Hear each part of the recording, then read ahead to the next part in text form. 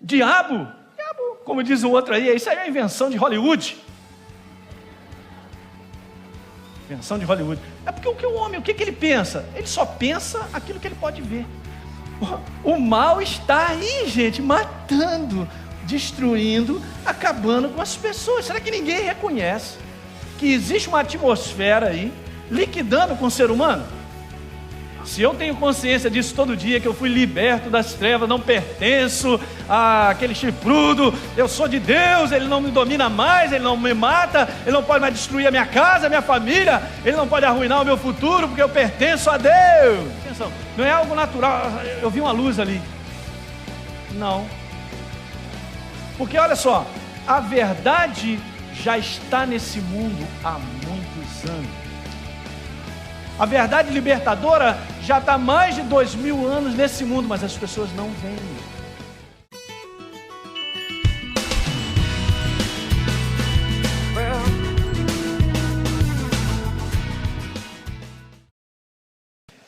Segunda Coríntios 2, verso 11. Nós vamos ler basicamente 3 versos que eu posso tirar aqui para te mostrar como que no Novo Testamento e no Velho Testamento, uma passagem muito maravilhosa, para te mostrar que nós não precisamos estar nas trevas no contexto de falta de visão, de entendimento. Olha só, 2 Coríntios 2,11, o apóstolo Paulo vem falando sobre nós termos um cuidado de lidar nos relacionamentos dos irmãos, uns com os outros, e depois ele faz um acréscimo aí, ele faz um comentário interessante, porque está escrito aí, para que Satanás, ou seja, o diabo, né, não alcance o que, gente? Ele não alcance vantagem sobre nós, pois nós não ignoramos os seus desígnios, as suas intenções. Muito interessante que essa passagem está clara, que Deus está falando para mim, e o Espírito Santo também, que eu posso estar numa posição de reconhecer a intenção e as situações malignas ao meu redor. Alguém está compreendendo o que eu estou dizendo? Nós não estamos aí, fui amassado por uma Scania, nem vi, anotaram a placa. Isso não existe. Quantos aqui são novas criaturas? Aleluia. Eu não preciso viver essa condição. Pelo contrário, nós vivemos essa condição de ter um radar espiritual bem alto, de perceber a ação do inimigo, a aproximação do inimigo. É isso. Então Paulo diz aqui, olha só, não vamos dar vantagem para o nosso inimigo. Eu não vou dar vantagem porque eu conheço a intenção, eu reconheço. Então olha só que interessante, porque a Bíblia é um livro de complemento maravilhoso, né? O Espírito Santo fala isso para mim e para você. Agora vá comigo no Salmo 119, verso 98. Eu amo essa passagem. Salmo 119. É o salmo, hein? Alguém concorda comigo ou não?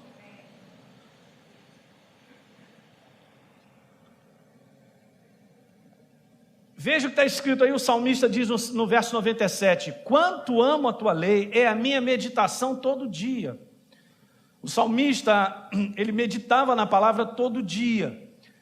Esse processo aqui é renovação da nossa mente com a verdade, muito importante. E aí ele dá essa declaração, os teus mandamentos me fazem mais sábio de quem? Que os meus inimigos, porque os teus mandamentos, a tua palavra, eu os tenho sempre comigo.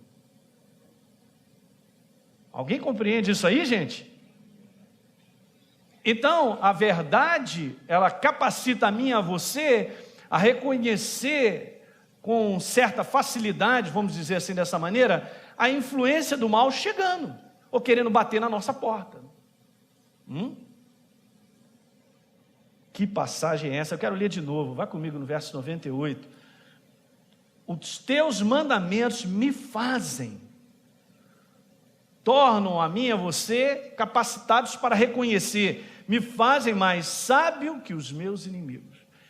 Nos dias de hoje que nós estamos vivendo, nós precisamos de muita sabedoria.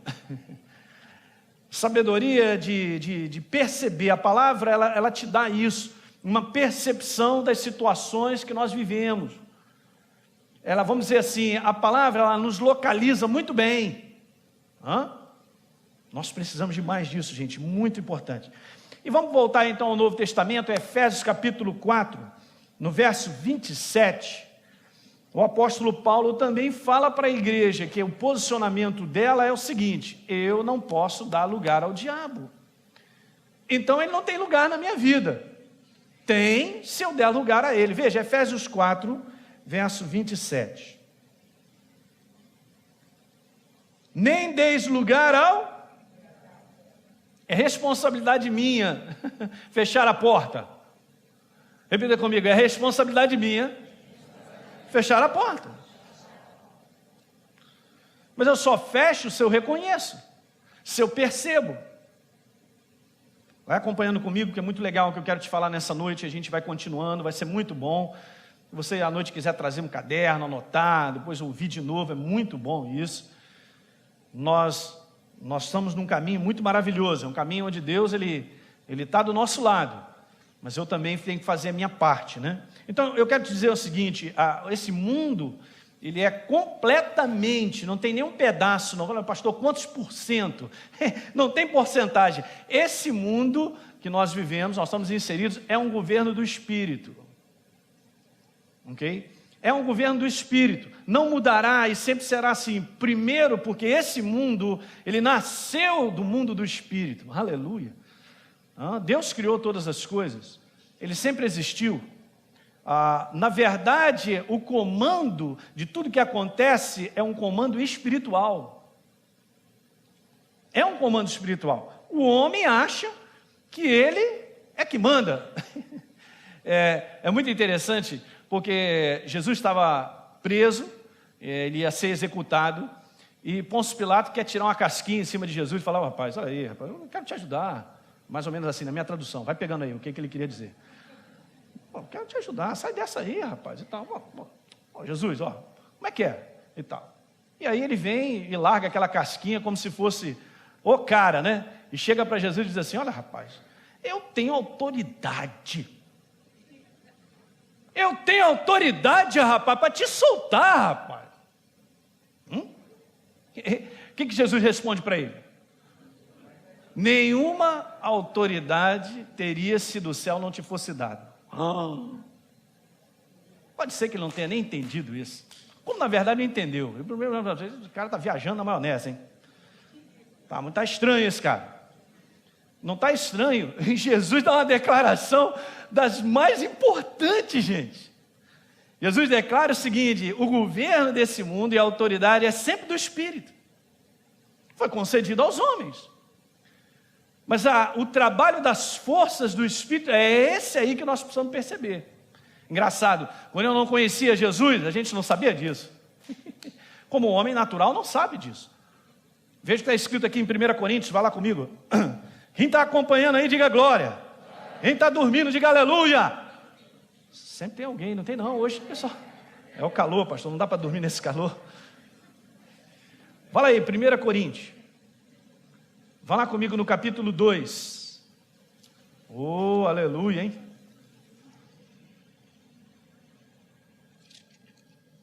Primeira Coríntios capítulo 2 diz assim, verso 14. Paulo estava falando sobre o Espírito Santo na vida do homem, a influência da presença, as coisas de Deus só são percebidas pelo Espírito. E ele dá uma declaração falando do homem natural. O homem natural é o homem sem Deus, é o homem sem aliança, é o homem que não nasceu de novo, não é nova criatura. Aí está declarando assim: ora, o homem natural, verso 14, está todo mundo acompanhando? O homem natural não aceita as coisas do Espírito de Deus, porque eles são o quê? Não acredito.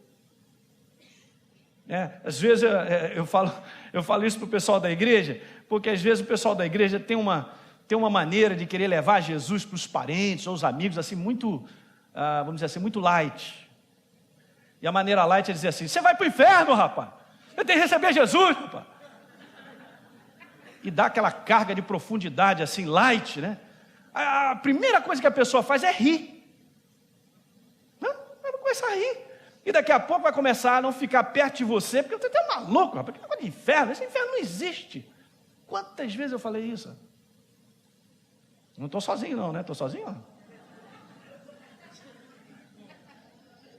Diabo, como diz o outro aí, isso aí é uma invenção de Hollywood. Invenção de Hollywood. É porque o homem, o que ele pensa? Ele só pensa aquilo que ele pode ver. Ele não é, como nós vamos falar um pouquinho mais à frente, ele não é consciente do mundo espiritual. Então não existe.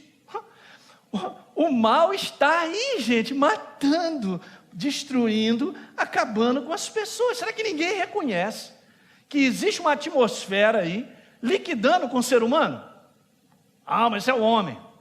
Ah, vamos fazer aí uma conferência de paz. Vamos fazer quantas conferências forem necessárias e não adiantará. Porque há um mundo espiritual que rege isso aí. Você está compreendendo comigo? Eu indo devagar para a gente ir pegando tudo isso e colocando no nosso coração. Então há um governo espiritual e isso aí não mudará, gente. Vamos acompanhando que eu vou jogando algumas frases aí.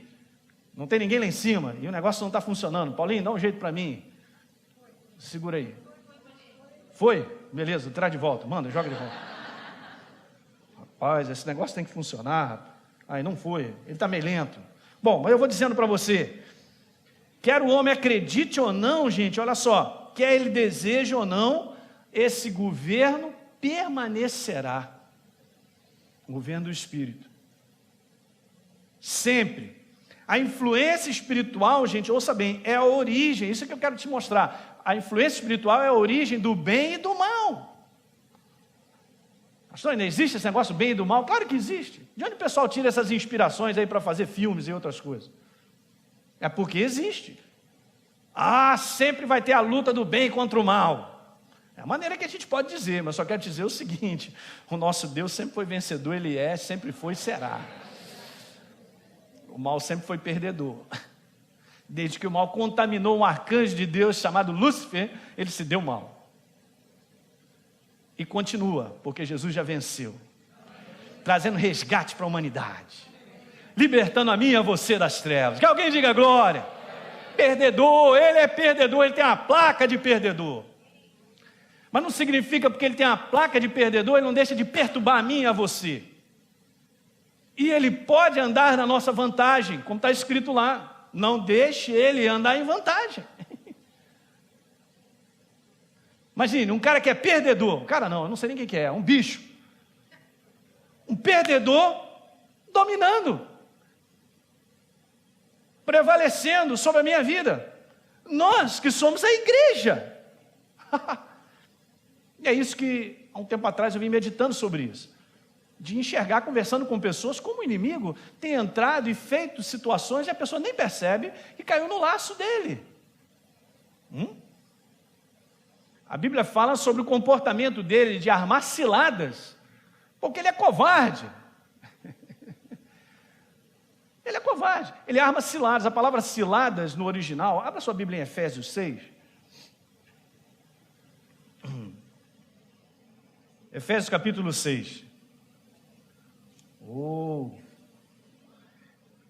Verso número 11.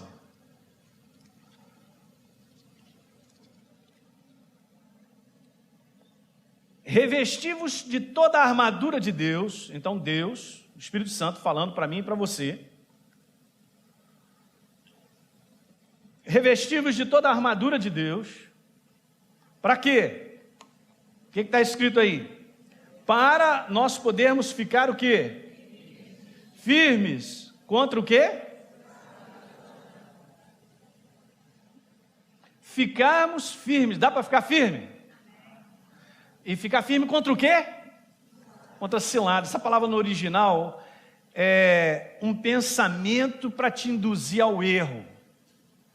É uma sugestão, é uma ideia, é algo que vem sobre a nossa vida e nós abraçamos aquilo. Isso é uma cilada. E cilada é algo inesperado, é algo assim, preparado com um propósito para derrubar. Diga, estou fora. Não precisamos. Se nós identificarmos se nós soubermos, em termos militares, rastrear o campo, campo minado aqui e tal, a nossa vida muda.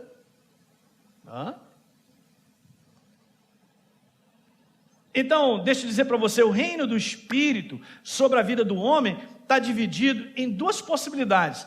Ou o homem está debaixo do governo da verdade, que agora é o nosso caso, que alguém diga amém. Ou o homem está debaixo do governo do engano. E nós vamos ver um pouquinho mais adiante que engano, trevas é a mesma coisa. O governo do engano, só tem essas duas possibilidades, gente. Não existe outro. Ou o governo da luz, da verdade, ou o governo do engano, das trevas. A grande situação que angustia é que ficar debaixo do engano é estar inconsciente desse governo. Isso é que arrebenta. É as pessoas não conhecerem que já foi providenciado libertação para os cativos, que Jesus venceu na cruz do Calvário. E a turma não está nem aí, não está nem reconhecendo, não quer saber. E muitas vezes, ao lidar com as pessoas, a gente lida indevidamente, dizendo, você vai para o inferno, rapaz, é o capeta que toma conta da tua vida. A gente sabe que é o capeta, mas não é dessa maneira que a pessoa vai enxergar? Dificilmente. Há algo que precisa acontecer dentro da pessoa para que ela enxergue que está debaixo de um governo que destrói. Está debaixo de uma influência maligna que tem prejudicado a sua casa, a sua família, a sua vida. Quem está entendendo o que eu estou falando aí nessa noite? Muito legal. Então, onde a ignorância espiritual reina, são as trevas, o governo será sempre para matar, roubar, destruir a vida do homem. É um governo opressor e escravizador. As pessoas não sabem, mas se elas vivem debaixo do governo do engano, elas são escravizadas. Elas não têm permissão para sair. Quem é escravo. É por isso que as declarações da palavra da verdade em relação à tua vida e à minha, em termos de sair das trevas, é justamente essa que está em Colossenses. Abra lá sua Bíblia. Colossenses 1, verso 13. O que está escrito aí? Colossenses 1, 13. Cristo o quê? Ué, se ele libertou, é porque eu era escravo. Cristo me libertou do império das trevas e me transportou para o reino. Está falando de outro reino. São dois reinos: reino das trevas e o reino de Deus. Então a ação da verdade é muito clara em mostrar que eu fui liberto e você também. Gente, isso aí é motivo para a gente andar de joelho até a Candelária e agradecer a Deus. Se eu tenho consciência disso todo dia, que eu fui liberto das trevas, não pertenço àquele chifrudo, eu sou de Deus, Ele não me domina mais, Ele não me mata, Ele não pode mais destruir a minha casa, a minha família, Ele não pode arruinar o meu futuro, porque eu pertenço a Deus. Todo mundo ia andar alegrinho, feliz, com base na autoridade. Parece que bate um sono, e a gente não percebe bem que não foi simplesmente passar de lado. Olha, pastor, eu passei de lá, recebi a Jesus. É muito mais do que receber a Jesus. É muito mais. É muito mais. Nós fomos libertos. Diga, eu fui liberto. Vamos lá, mais uma vez. Eu fui liberto. Eu fui liberto. Graças a Deus. Nós fomos libertos, gente. Então, é um reino de escravidão. É o reino que não tem opção. A pessoa, ela está debaixo da influência do mal, ela é amaldiçoada. E as pessoas têm uma ideia, não, a minha vida é assim mesmo, né? Acontece com todo mundo, é meu karma, eu tenho que carregar isso aí e tal. Tremenda influência, a ação, a execução do mal, tirando a alegria, o prazer, restringindo, matando, roubando, destruindo. Oh, que bom que você veio hoje, aleluia. Então vá comigo agora a Isaías capítulo 9. Vamos voltar a Isaías. Era pilha, tá vendo?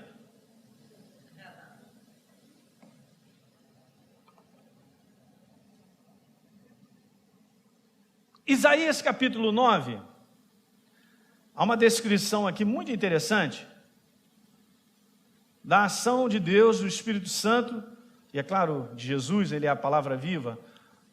No verso número 2,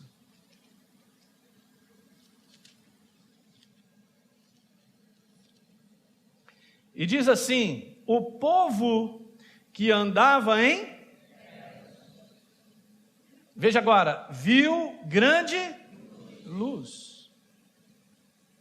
E aos que viviam na região da sombra da morte, resplandeceu-lhes a luz. E agora falando a respeito de Jesus, nós sabemos, é uma passagem profética, verso 4, vai comigo. Porque tu quebraste o jugo que pesava sobre eles. Havia um fardo, havia um jugo. Essa palavra no original tem aquele sentido exatamente daquilo que é colocado nos bois quando eles carregam um carro, né? Ele está preso, é como se... Tem um nome esse negócio, como é o nome? Chama canga, né? Acha aí? Hã? É isso aí, Beto. E não tem jeito, o bicho tem que carregar aquele negócio ali, está preso aquilo ali. Então a ação de Deus é libertadora, quebrou, gente, veja só, ele quebrou. Alguém diga aleluia. Olha aí, ele quebrou. A vara, que mais? Olha só, ele quebrou o jugo que pesava sobre eles e a vara que lhe feria os ombros. O cetro do seu opressor, como no dia dos midianitas. Está dando para perceber isso aí, gente?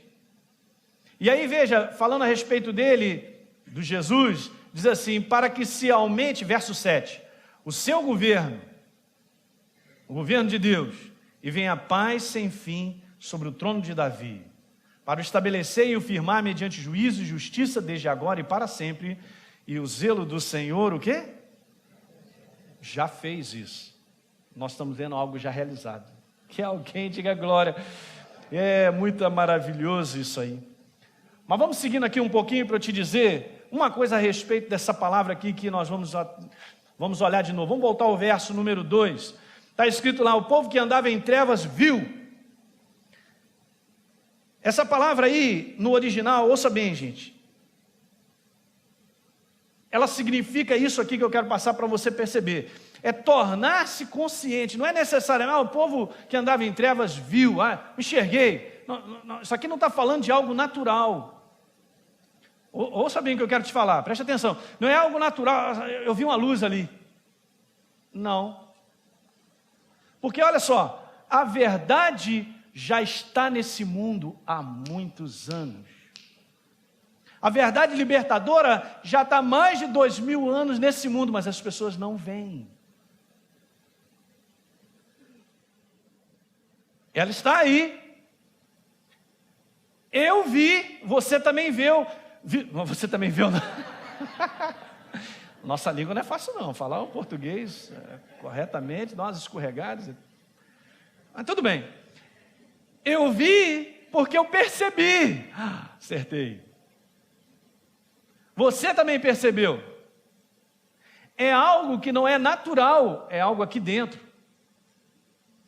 Foi aberto o entendimento aqui dentro. Eu percebi. É por isso que a obra de Deus é libertadora. Porque se Deus não faz esse toque na nossa vida, a gente não percebe.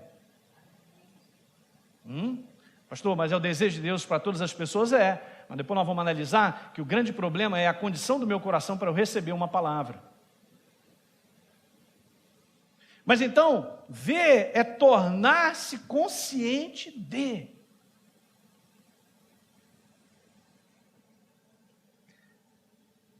Pode ser de repente o teu exemplo, mas eu já vi isso que pessoas já falaram comigo. Pastor, eu agora estou com Jesus, aleluia, minha vida mudou, olha só, mas olha o que é... Meu Deus do céu, eu prejudicava a minha família, fazia uma porção de coisa, meu Deus do céu, como a minha família sofria, minha mulher sofria, meus filhos sofriam e tal, Mas agora é que eu vejo o quanto eu prejudicava. Porque é uma percepção, é espiritual. Não adianta falar para a pessoa que ela está prejudicando, ela não sabe nem analisar que ao redor da vida dela, os atos, o procedimento, a maneira dela lidar com as situações sempre traz prejuízo, alguém fica prejudicado, as situações não são agradáveis, há alguma coisa que prende, é desagradável, a gente sofre. Aí ele diz assim, mas agora, eu conhecia Jesus, oh meu Deus, aí começou a abrir os olhos, ele começou a perceber a vida dele, ele começou a ter percepção das coisas do Espírito. Alguém está compreendendo isso aí? Ele começou a perceber o quanto a atitude